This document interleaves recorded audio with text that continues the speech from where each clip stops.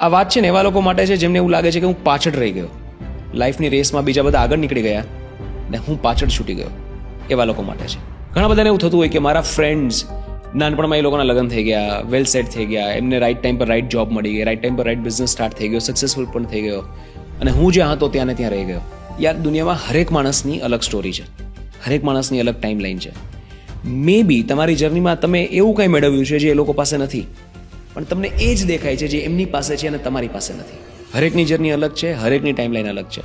તમારી જાતને કોઈ બીજાની ટાઈમલાઈનમાં મૂકવી જ શું કામ જોઈએ? Maybe they are missing out on a lot of things that you are enjoying on a daily basis. એકવાર જઈને પૂછો એમની પાસે શું નથી. પણ આને સોશિયલ મીડિયા આ વાતમાં વધારો કરે છે. જ્યારે આપણે બીજાની લાઈફ જોઈએ, અરે યાર આ તો નવી ફોરેન ટ્રીપ્સ કરે છે, આને નવી કાર લીધી, લિંક્ડઇન પર જોઈએ કોઈને નવી જોબ મળી ગઈ, કોઈનું પ્રમોશન થઈ ગયું, કોઈનો બિઝનેસ સક્સેસફુલ થઈ ગયો, કોઈનો આઈપીઓ આવી ગયો.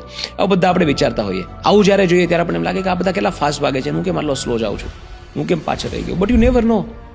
Maybe at the age of 35, at 40, at even 50, your time can completely transform. Astrology કહે છે ને કે હરેક વ્યક્તિનો એક સારો સમય આવે. તમારી લાઈફમાં અત્યારે અહીં તો મે બી 50 વર્ષે રાજયોગ લખેલો હશે. You never no.